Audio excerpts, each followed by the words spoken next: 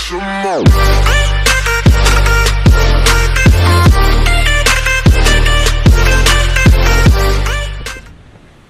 Alright, welcome back to the channel, everybody. Give this as, I guess, a update of the car. I haven't really been making any videos, sorry about that. But since the last time you watched the video, I did take it for a little test drive. Showed that the transmission fluid was low. So, seeing that was leaking, and I wanted to go ahead and fix the transmission leak. And while I was underneath it, that's when I seen, well, that. As you can see, I've gutted the interior out because I've noticed the floor was rotted. And it's rotted pretty darn good. Excuse my drop light here. I haven't got my shop wired for power yet. So, I'm running everything off a drop cord. But, as you can see, I'm in the process of cutting this out because I did go to the junkyard. Found me a donor car. And I cut the floors out. Cut a lot of the floors out that I didn't need, but I've got both sides. As you can see, the other side's over here. Get my chair out of the way. But that's the passenger side floorboard that I'm going to need. I'll finish cutting it off the rockers and stuff once I finish the driver's side. But she is a work in progress. Fixing to get started on cutting this floor out. Get my light hanging back up here. But I never really also talked about the plans for this car. And you know, so plans for this car is I'm going LS swap, or I guess you can say LQ4 swap. Right here's, sorry it's dark in here, but this is my LQ4 that I got that came out of this truck. It's a 2002 6.0 LQ4 with the 4L80E automatic. I don't know if you can see that. Yep. So this engine and transmission are gonna go in here. Sorry to all you die-hard tune port injection guys, just this 305 tune port just doesn't quite do it for me. So I want something a little bit more power, but I wanted a car with a good base to it. The Iroc Z's already got the better suspension, limited slip rear end, even though the 10 bolt's probably not going to handle a whole lot of power. But we'll go. I've heard of some. There's a local guy here I heard making 9s on a 10 bolt, but you know that's just hearsay. So, but I'm fixing to get started on cutting these floors out and get this camera set up so I can start easily cutting this stuff out.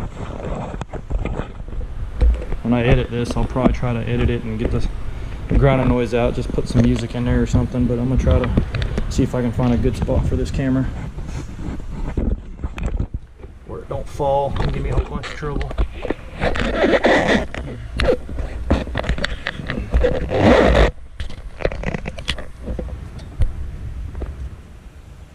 There we go.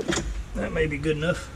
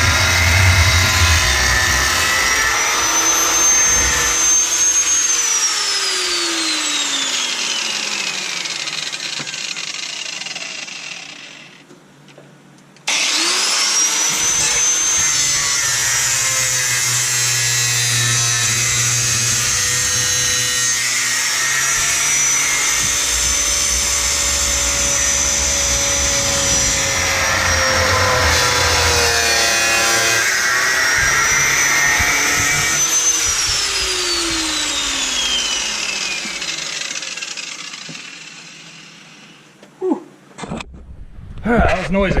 I'm trying to make sure I don't cut through too far and catch my brake lines and stuff, so I'm gonna go under here and make sure I was close and didn't nick anything. I don't think I did, but let's just take a look.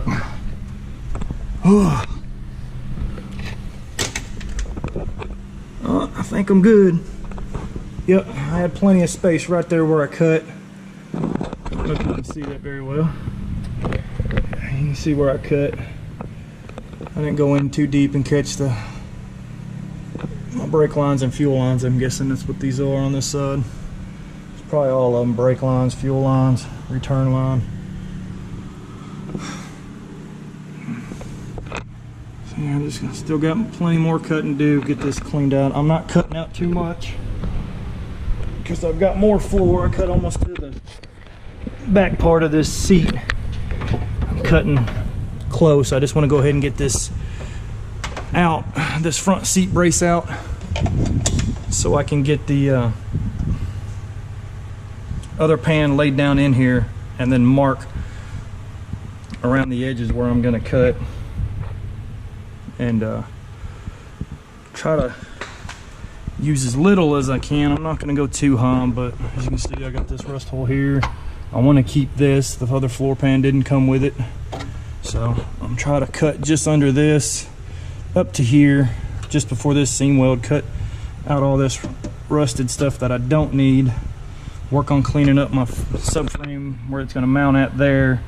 Clean it up, hit it with some weld through primer. I got to clean the back side of this other floor pan up too before I start welding.